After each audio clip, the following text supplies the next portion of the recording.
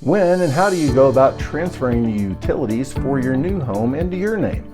That's the topic I'm unpacking, and I'll share some tips that may be helpful, plus a bonus tip at the end today on Realty Talk. When you move into a new home, transferring the utilities is a necessity, but in the hustle and hurry of closing on your new home, packing and planning for the move, setting up utilities at your new address can get overlooked until the last minute while you're working on all of the other moving parts, plus other possible distractions. On the other hand, if you're the type of person who worries about dropping the ball or missing a step, it's probably an item that's top of mind. And this could be something that stresses you out because you typically can't get everything set up until it gets closer to the time that you'll take possession of your new home. I guess you can say I'm somewhere in the middle. I'm a veteran of both the Air Force and the Army, so I've moved a lot. And here's how I think about it. On one hand, if I know there's a task to do, I like to do it as soon as I become aware of it. And on the other, if I can't do it yet, I simply place it on my calendar, and I'm sure to set additional notifications. That way I can relax a bit and know I won't miss a beat.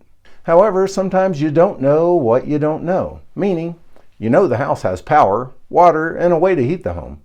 But who's the provider? And is the heating electric, or is there also natural gas? Are all the utility companies under one roof so you pay only one collective bill? Or are each of the utilities separate entities? There is a lot to know. If you're under contract on the home, it's really never too early to collect all of this information, even if you can't act on it quite yet. And there are multiple ways to gather it. However, if you hired a professional realtor, this is where they should be able to step in and carry some of that burden for you. My goal is to always set our clients up for success, so either I or my wife and partner will collect all of this information from the seller through their realtor and provide it to our buyers well ahead of the time that they need to transfer them. If you're selling a home and moving, not only do you need to know all of the information I just talked about to set up the utilities at your next home, but you also have to remember to terminate the service on the house that you're selling. All I can say is be cordial to the buyers and don't terminate your services until the day after the closing is completed. And if the closing is on a Friday, think about giving them until Monday to have everything switched.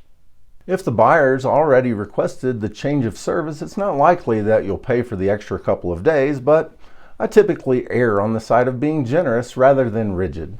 It's just better karma, in my opinion. In any case, request that information early in the process and go ahead and make the calls to the proper provider or providers.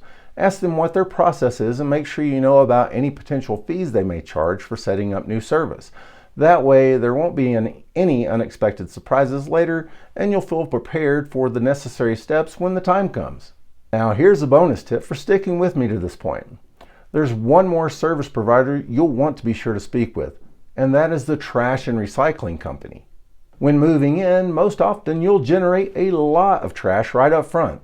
Between moving boxes and pizza boxes and takeout containers, you'll want to have your trash taken away as early as the very next service date. This step is just one facet of the real estate transaction to be aware of, and that's exactly why you hire a professional realtor.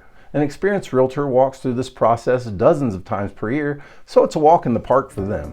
If you'd like to know more about the buying or selling process, I'd be happy to speak with you. I answer my texts quickly, so you're welcome to reach out and I'll schedule a time for an in-depth conversation about your needs and help you prepare for the next steps. I hope all of this was helpful, and if the Chambers Group can personally help you with your real estate needs, we'd be honored to be of service.